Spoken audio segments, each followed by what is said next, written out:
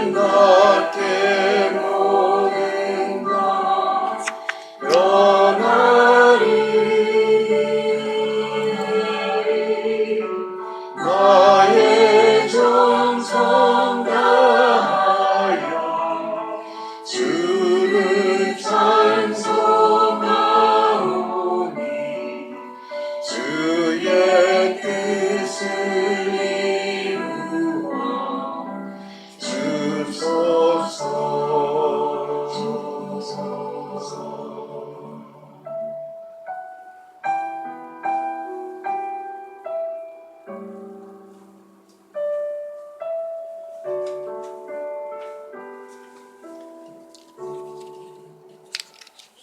잠시 같이 기도드리겠습니다.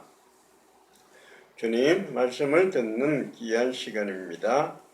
사순절 둘째 주일을 지나가면서 주님께서 이 세상을 살아가시면서 온갖 고난을 받았듯이 우리도 고난받을 수 있음을 알게 하는 시간이 되게 하시고, 고난 가운데서도 굳건하게 믿음 위에 서게 하는 신앙 배워 알게 하옵소서.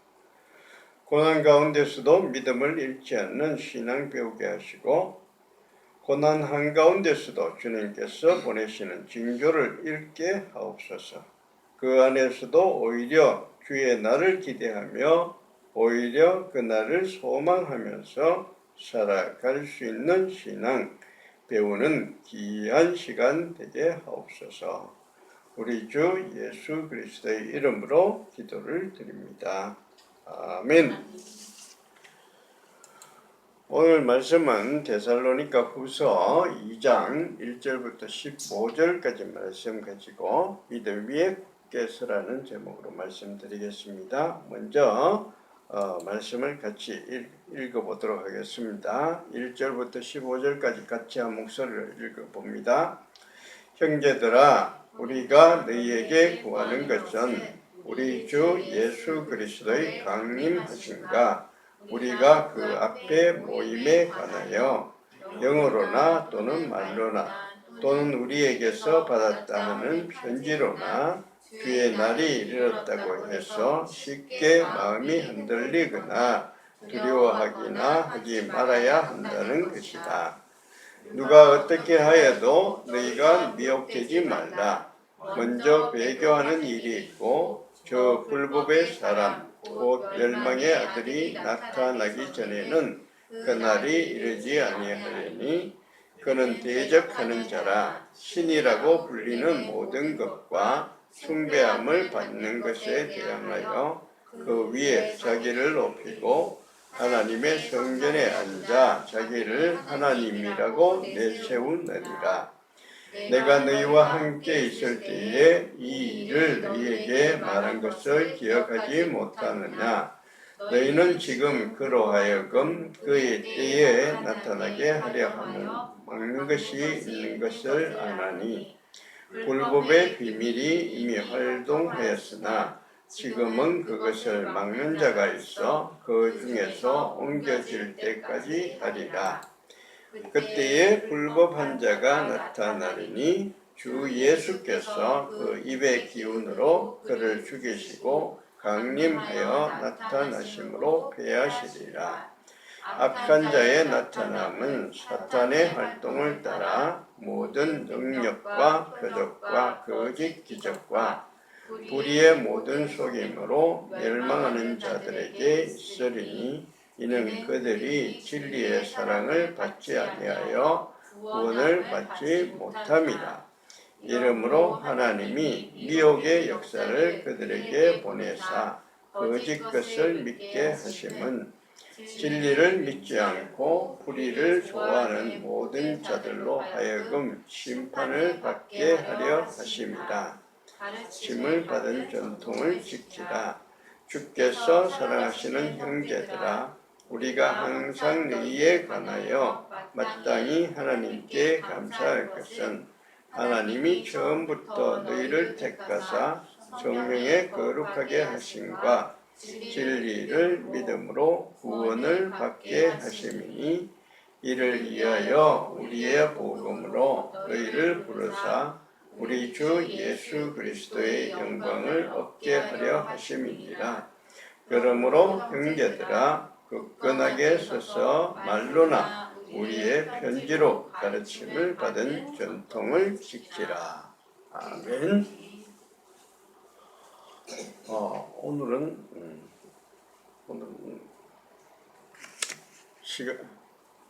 시간이 어린이 예배 시간이 빨리 끝났다 싶었어요. 그래서 어린이 설교가 좀 줄었나 이렇게 생각했는데 보니까 우리가 예배를 일찍 시작했어요.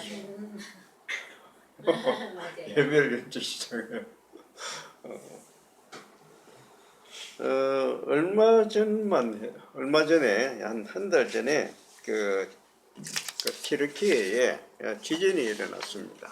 지진이 일어나서 지금 뭐 사상자가 어느 정도 되는지 모르는데 제가 알기로는 며칠 전까지만 해도 한 5만 명 정도가 죽었다고 그렇게 알고 있습니다.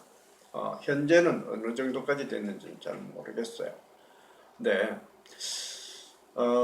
지진이 일어났다는 것, 이게 참, 그 보통 지진도 아니고 강도가 한 7.8 정도 된대요. 엄청난 강도랍니다. 근데 요즘 지진이 참 자주 일어나죠. 우리가 알고 있기로도 튀르키예 있었고 또 얼마 전에 그 로스앤젤레스에서도 있었고 그 다음에 또 여기 가까운 일본에 어디입니까? 일본에서도 얼마 전에 또 있고 했어요. 자, 이런 지진이 자꾸 일어나면은 사람들이 그렇게 생각하는 사람들이 있어요. 믿는 사람이건 믿지 않는 사람이건 세상 끝날이 가까이 오는 것 아닌가 그렇게 생각할 수가 있습니다. 그렇게 생각하는 사람도 많고요. 그래서 상당히 예민해지는 그런 사람도 있는데요. 또 어떤 사람들은 우리나라에 북한에서 자꾸 미사일을 쏘고 핵실험을 하고 하니까 우리나라 사람들은 그렇게 생각하지 않는데 외국 사람들, 우리나라를 주시하는 사람들은 저것이 북한이 3차 대전을 일으킬 장본인이 되는 것 아닌가. 그래서 겁을 내는 사람들도 많습니다. 걱정을 하는 사람들도 많아요. 자, 여러분들은 어떤지 모르겠는데 어쩌면 우리는 지금 그 반대인지도 몰라요. 외국 사람들은 이걸 굉장히 우리나라 북한에서 미사일 쏘고 이런 것을 굉장히 심각하게 생각하고 있는데 우리는 거기에 좀 무신경한 것 같아요. 다른 사람들은 굉장히 심각하게 생각하는데 이 남한에 있는 사람, 우리나라에 있는 사람들은 별로 그것을 심각하게 생각하지 않고 그렇게 뭐 무덤덤하게 지나가고 있습니다. 근데 사실 어느 것이 좋을지 잘 몰라요. 무덤덤하게 그러려니 하고 이렇게 넘어가는 게 좋은 건지 또 심각하게 생각하는 것이 좋은 건지 어떤 건 잘 모르는데 근데 하여튼 여기에 대해서 이런 징조에 대해서 성경은 어떻게 생각하는 건지 오늘 그것을 좀 알아보기로 그렇게 하겠습니다. 오늘 우리가 데살로니가 성경을 읽었는데 데살로니가 후서 데살로니가 사람들은 그 당시에 그 징조에 대해서 굉장히 예민하게 받아들였습니다. 예민하게 받아들였습니다. 이 사람들은 예수를 믿고부터 박해가 심했어요. 박해를 심하게 받았습니다. 그러니까 그 사람들이 아이쿠 바울이 그때 성경을 가르칠 때 박해가 심해지면 세상 끝날이 오는 거다 이렇게 가르쳤는데 지금 우리가 받는 박해가 이렇게 심하니까 이 세상 끝날이 온 거 아닌가? 그렇게 생각하고 있었어요. 그래서 어떤 사람들은 어느 지경까지 갔는가 하면 세상 끝날이 오는데 우리가 지금 일을 해서 무슨 소용이 있겠냐? 내가 열심히 살 필요가 뭐가 있냐? 금방 예수님이 오실 건데 이렇게까지 생각을 했었어요. 그러니까 거기에 대해서 사람들이 이렇게 생각하면 안 되겠다. 이렇게 해서 바울이 어쩔 수 없이 그 사람들에게 그런 게 아니다 하면서 이렇게 편지를 쓸 수밖에 없었어요. 그게 뭔가 하면 그게 데살로니가 후서입니다. 너희가 지금 고난을 당하고 힘든 일을 당한다고 해서 그것이 세상이 끝난 것은 아니다. 하면서 가르쳐주는 게 데살로니가 후서였어요. 근데 데살로니가 사람들 이렇게까지 된 이유가 어디 있을까? 이렇게까지 된 이유는 바울이 가르칠 때 바울이 분명히 이것을 그 사람들에게 가르쳐 주었습니다. 데살로니가 전서에서도 얘기를 했지만 그 전에 바울이 그 안에 거기서 데살로니가에 있을 때 그때도 얘기를 분명히 해 주었는데 그때 이 사람들이 이것을 심각하게 받아들이지 않았습니다. 잘 들어야 되는데 잘 듣지 않았어요. 가볍게 들었어요. 그냥 지나가는 말로 들었어요. 그러니까 예배 시간에 이렇게 말씀을 전할 때 이것을 주의 깊게 잘 들어야 되는데 그것을 듣지 않았기 때문에 이런 일이 일어나는 거예요. 그리고 또 왜 그런가 하면은 어떤 사람들이 바울이 가르친 그 얘기를 자기 목적에 맞게 자기 의도대로 자기한테 관심을 끌게 하려고 나쁜 목적으로 왜곡시켰어요. 그래서 나쁘게 해석을 해 주었기 때문에 이런 일이 생긴 겁니다. 근데 그 사람들이 나쁘게 이렇게 왜곡해서 해석을 해 주었더라도 잘 들었으면 그런 일이 생기지 않을 텐데 주의 깊게 들었으면 이런 일이 생기지 않을 텐데 그것을 주의 깊게 듣지 않았기 때문에 이런 일이 생길 겁니다. 그러니까 이런 말씀을 할 때는 우리 귀를 기울여서 앞을 보시고 핸드폰 보지 마시고 앞을 보시고 잘 들으셔야 됩니다. 왜 그래서 바울이 이제 구체적으로 얘기하는 것이에요. 내가 세상 끝날에 어떤 일이 있을 거다 얘기를 했는데 그게 일어났는지 그 확인을 해봐야 된다. 제일 처음에 바울은 뭐라고 얘기했는가 하면 배교하는 일이 있을 거다. 세상 끝날이 되면은 잘 믿다가 돌아서 버리는 그런 사람들이 나올 거다. 이렇게 얘기했어요. 그게 세상 끝날의 징조라고 그렇게 얘기를 하는 겁니다. 근데 배교하는 것 이거 뭐 심심하면 일어나는 일 아니에요? 사람들 잘 믿다가 뭐 아닌데 하면서 가버리는 사람들 수시로 나올 수 있습니다. 나올 수 있는데 여기서 바울이 배교하는 일이 있을 거다 하는 건 뭔가 하면은 그냥 한번 어떤 사람이 배교해서 안 믿습니다. 뭐 믿어지지 않습니다 하면서 돌아가는 그 정도가 아니고 갑자기 엄청나게 많은 사람들이 못하겠다 하면서 포기하고 돌아가 버린다는 거죠. 왜 그러냐? 박해가 너무 심하기 때문에 이렇게 있다가는 못 살겠다. 살 수가 없다.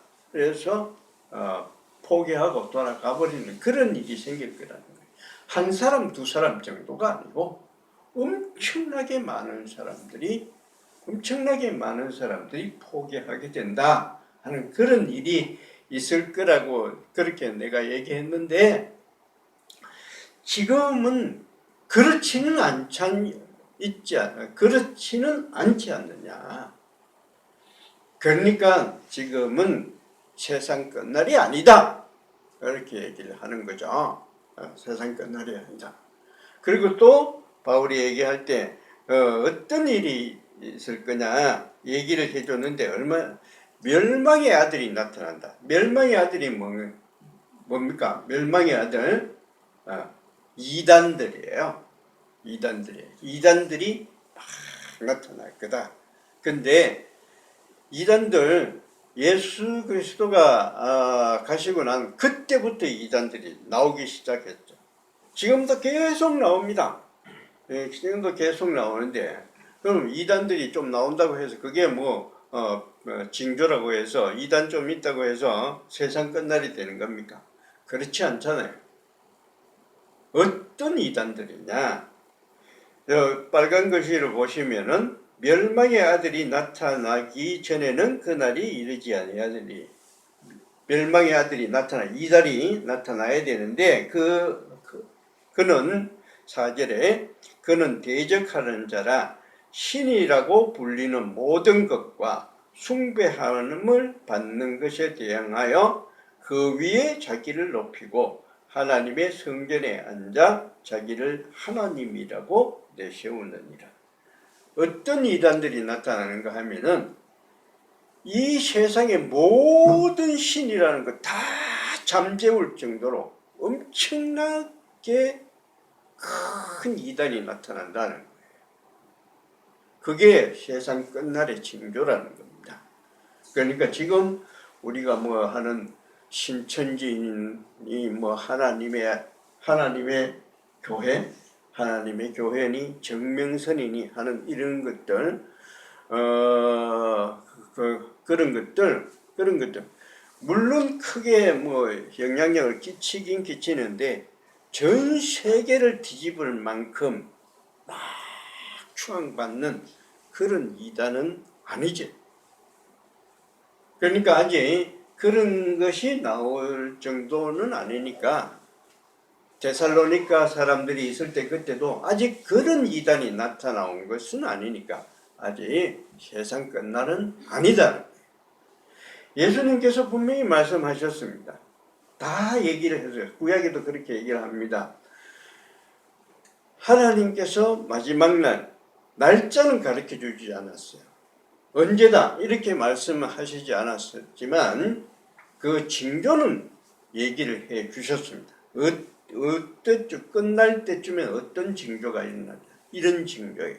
그런데 이런 징조 어떤 거냐? 온 세상을 뒤덮을 만큼 큰 이단이 나타난다는 거예요.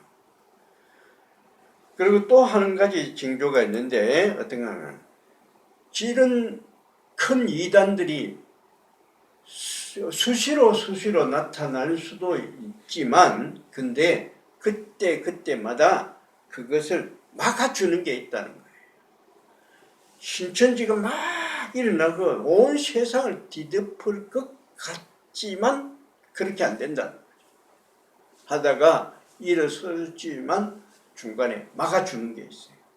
그래서 신천지가 더 이상 크지 못하게 하는 겁니다. 막아주는 게 있습니다. 하나님의 교회 막 일어서려고 하지만 뭔가 막아주는 것이었습니다. 그래서 더 크게 하지 못하는 거죠. 네.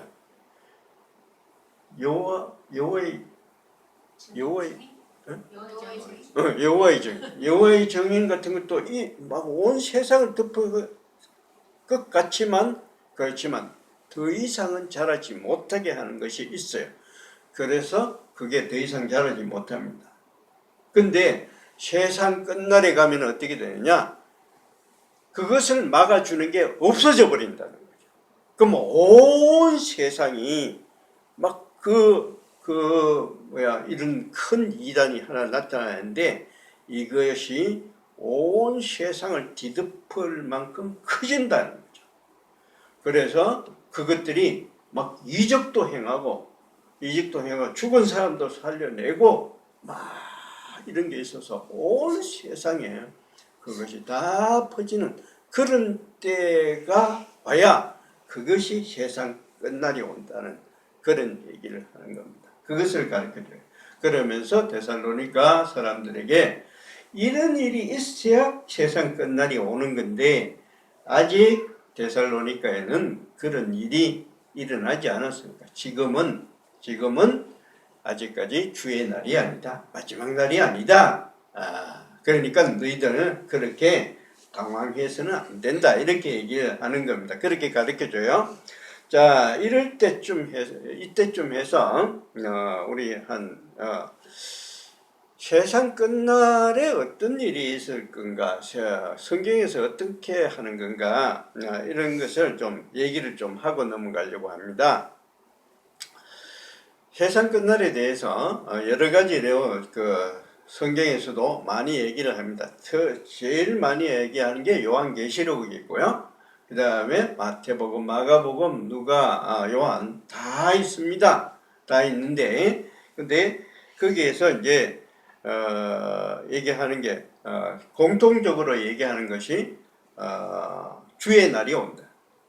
예수 그리스도께서 다시 오시는데 그때 그렇게 되면은 큰 환란이 있을 거고, 그 다음에 천년왕국이 있을 거고, 그 다음에 주의 심판이 있다, 이렇게 얘기를 하죠. 근데 그것을 뭐 전천년설, 후천년설, 무천년설 이렇게 얘기를 하지만 그걸 전부 다 일일이 얘기를 할 필요는 없을 것 같고, 우선은 제가 하나 꼭 말씀을 드리고 싶은 게 이런 거예요. 대환란과 천년왕국에 대해서 이것에 대해서 이제 얘기를 좀 하려고 하는데, 대개는 이 사람들이 우리가 꼭 조심을 해야 될 게 뭔가 하면은 요한계시록이나 이런 데 보면은 여러 가지 사건들이 나타나는데 이런 것이 순서적으로 이렇게 시간상으로 순서적으로 나타나 있다고 이렇게 생각하는 사람들이 많아요. 그러니까 대환란이 있고 그 다음에 천년왕국이 오고 그 다음에 예수가 먼저 재림을 하고 뭐 이렇게 순서적으로 나온다고 생각하는데 이런 거 아니라는 거죠. 요한계시록에 보면은 제일 처음에 인의 심판, 도장의 심판이 나타나고 그 다음에 나팔의 심판이 있고 그 다음에 또 대접의 심판이 있고 이렇게 얘기를 하는데 이것도 착착착착 순서대로 기록이 되어 있지만 그 순서적으로 차례차례 나타나는 것은 아니라는 거예요. 그래서 이것을 간략하게 얘기를 하면은 이렇게 씁니다. 대환란이나 천년왕국이나 같은 얘기. 그러니까 어떤가 하면 예수의 초림에서부터 예수님의 재림까지 다시 오는 날까지 이 전체 기간이 대환란이 되는 겁니다. 그리고 또 같은 기간이에요. 이 전체 기간이 천년왕국입니다. 같은 기간이 예수의 초림부터 예수의 재림까지가 여기가 다 대환란 기간이기도 하고 천년왕국이기도 해요. 대환란 기간은 성경에 뭐라고 얘기를 하는가 하면은 3년 6개월이라고 이렇게 표현합니다. 아니면은 한때, 두때, 반때 이렇게 얘기를 해요. 왜 이렇게 표현을 하는가 하면은 3년 6개월 짧은 기간을 얘기하는 거예요.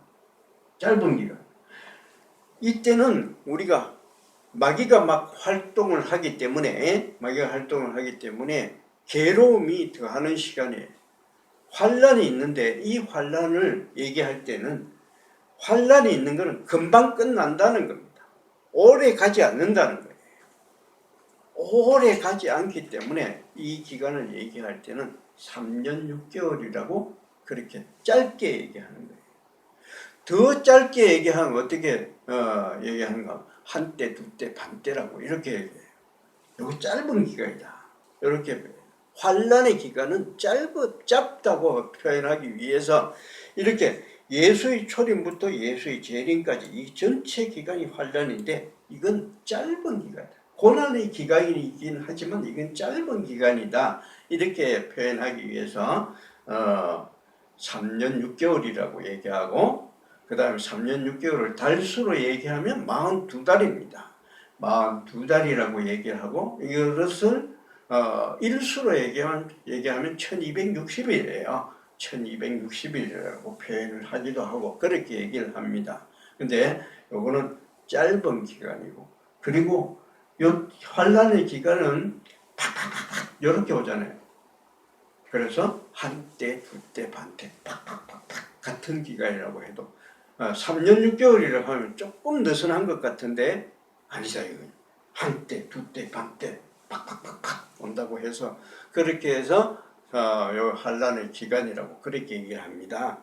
근데 이 환란의 기간, 예수님이 오시고부터 예수님이 다시 오실 때까지 이 기간은 한편으로 보면 은혜의 기간이에요. 이때 하나님을 잘 받아들이고 믿고 그렇게 하면은 은혜를 받습니다. 그래서 구원을 받을 수가 있어요. 구원의 기간입니다. 내가 믿습니다. 이렇게 하면은 그때부터 구원으로 들어갈 수 있어요. 예수님이 오시기 전까지는 사람들이 누구나 가서 믿습니다 하면서 고백하고 믿음으로 받아들이면 그 사람은 구원을 받습니다. 이건 은혜의 기간이에요. 은혜의 기간을 얘기할 때는 길게 얘기하는 거예요. 1000년입니다. 1000년 왕국. 1000년은 아주 긴 시간을 얘기하는 거죠. 1000년. 긴 시간. 그래서 요 같은 기간인데 어떨 때는 환란을 얘기할 때는 이게 3년 반이라고, 이것을 3년 반이라고 얘기를 하고, 은혜를 얘기할 때, 은혜로 얘기할 때는 같은 기간인데 이것을 1000년이라고, 1000년 왕국이라고 얘기합니다. 그런데 물론 예수님이 재림하실 때 이 가까이 가면 갈수록 아까 얘기했던 그런 일들이 일어나겠죠. 그런 일들이 일어나겠죠. 막 사람들이 배반하고 배교하는 일이 막 생길 거고, 한 사람 두 사람 생기는 게 아니라 엄청나게 많은 사람들이 빠져나갈 거고, 또 그때쯤 되면은 온 세상을 뒤덮을 만한 그런 이단들이 막 생길 거고, 또 그때는 막아주는 것이 전혀 없습니다. 막아주는 것이 전혀 없어요. 근데 이때쯤 되면은 이제 예수의 재림이 올 때가 됐다 판단하시면 되는 겁니다. 이때 되면은 이제 예수님이 오시면은 여기에 심판이 있을 거고, 어떤 사람은 불려서 하늘 올라가고 어떤 사람은 심판을 받게 되어 있습니다. 그렇게 될 겁니다. 자, 그런데 우리가 오늘 얘기해야 될 건 뭔가 하면은 성경에는 이런 얘기들이 다 나와 있습니다. 방금 우리가 데살로니가 후서에는 이런 얘기, 심판이 가까우면 어떻게 된다, 배교하는 일이 있을 거다, 그 다음에 멸망의 아들이 나타날 거다, 멸망의 아들이 설치는 걸 막아줄 게 전혀 없다, 막 이런 얘기들. 그러니까 아주 사람을 마음 졸이게 하는, 무섭게 만드는 그런 말씀들이 있습니다. 그게 데살로니가 후서 2장이에요. 근데 성경에는 그런 말씀만 있는 게 아니에요. 데살로니가 전서 4장을 보시면 13절부터 18절까지 이런 얘기가 있습니다. 형제들아, 자는 자들에 관하여는 너희가 알지 못함을 우리가 원하지 아니하노니 이는 소망 없는 다른 이와 같이 슬퍼하지 않게 하려 함이라. 우리가 예수께서 죽으셨다가 다시 살아나심을 믿을진대 이와 같이 예수 안에서 자는 자들도 하나님이 그와 함께 데리고 오시리라. 자는 자들, 죽은 자들 얘기하는 거예요. 죽은 자들 예수 그리스도께서 오시면은 그때 다 일어난다는 거예요. 다시 부활한다는 거예요. 우리가 주의 말씀으로 너희에게 이것을 말하노니 주께서 강림하실 때까지 우리 살아남아 있는 자도 자는 자보다 결코 앞서지 못하리라. 죽은 자들이 전부 다 먼저 일어선다는 거예요. 먼저 일어나서 죽은 자는 먼저 예수님 앞으로 간다는 겁니다. 주께서 호령과 천사장의 소리와 하나님의 나팔 소리로 인하여 친히 하늘로부터 강림하시리니 그리스도 안에서 죽은 자들이 먼저 일어나고 예수 그리스도께서 하늘로부터 다시 오시는데 그렇다면 죽은 자들이 먼저 일어나고 그 후에 우리 살아남은 자들도 그들과 함께 구름 속으로 끌어올려 공중에서 주를 영접하게 하시리니 그리하여 우리가 항상 주와 함께 있으리라. 먼저 죽은 자들이 부활해서 주님을 맞이하고 그 다음에 우리 살아남은 자들도 이게 몸이 바뀌어요. 부활의 몸으로 바뀌어서 우리도 공중으로 올라가서 하나님 예수님을 맞이하게 된다는 겁니다. 그런 일이 일어나게 된다는 거예요. 우리가 주의 날이라는 건 뭔가 하면은 이 세상의 마지막 날입니다. 자, 이거 잘 들어야 돼요. 잘 들어야 돼요. 잘 들어야 돼요. 세상이 끝날이 되면은 죽은 자들이 먼저 일어나고요. 먼저 일어나서 주를 만나고 그 다음에 살아있는 자들도 형체가 바뀌어요. 부활체로 바뀌어서 예수님을 공중에서 만나게 됩니다. 이런 말씀도 있어요. 그러면은 지금 우리 지금 계속해서 말세를 향해서 가고 있는 사람들 아닙니까? 우리 어떤 말씀에 귀를 기울일 거냐 말이죠. 먼저 주님께서 오시면은 우리는 휴거를 받아서 주님과 함께 하늘로 들려 올라갈 겁니다. 우리는 그러니까 대환란이라는 엄청난 환란 받지 않습니다. 심판을 받지 않아요. 심판을 받지 않습니다. 우리는 먼저 주님과 함께 저 하늘나라로 가버릴 겁니다. 대환란 전에요? 예? 대환란이라는 전에? 대환란 전에. 예. 그러니까 이게 동시에 일어나는 겁니다. 예수님이 이 땅에 오시면 그때가 환란이 아주 극심할 때예요. 극심한 그때 우리는 먼저 들려서 올라갑니다. 그 다음에 심판을 받아요. 누가 심판을 받습니까? 믿지 않는 사람들이요. 믿지 않는 사람들이 심판을 받습니다. 그래서 그 사람들은 영원히 저 지옥으로 떨어질 겁니다. 그러니까 우리는 부활체로 바뀌어서 이미 하늘로 올라가고 있어요. 그 사람들은 심판을 받고 있는 그 시간에 우리는 하늘로 올라가고 있습니다. 이거 아주 신나는 일이지 않습니까? 우리가 환란을 안 받는다고요. 환란 속에 막 빠져들어가지만 그 마지막 순간에 사람들은 막 심판을 받아서 지옥으로 막 떨어지는 그 시간에 우리는 하늘로 올라가고 있어요. 하늘로 올라가고 있어요. 그러니까 우리가 얘기해야 돼, 우리가 기대해야 할 건 뭔가 하면 이런 거라는 거죠. 우리는 환란을 받지 않는다. 우리는 하늘나라로 올라간다. 하나님과 함께 우리는 영원한 하늘로 올라가고 있다. 이런 것에 우리의 기대를 갖고 그 주의 날을 기다려야 된다는 거죠. 그런데 이 데살로니가 사람들은 어떻게 됐는가 하면은 주의 날 무서운 날인 거예요. 한편으로 보면은 무서운 날이죠. 한편으로 보면 즐거운 날입니다. 믿지 않는 사람들로 보면은 이건 굉장히 두려운 날이에요. 어려운 날이에요. 힘든 날입니다. 완전히 멸망하고 다시는 돌아올 수 없는 그 길이에요. 그 날이에요. 같은 날인데 우리 믿는 사람들 거기가 즐거운 날입니다. 이때까지 바라던 날이에요. 우리는 그렇게 그 날을 기대하면서 살아야 돼요. 같은 날을 바라보더라도 우리는 기쁨과 기대하면서 영광을 바라보면서 그렇게 살아가야 되는 것이 우리입니다. 그러니까 우리는 저 세상 사람들처럼 무서워하면서 두려워하면서 그렇게 살아가서는 안 되는 거예요.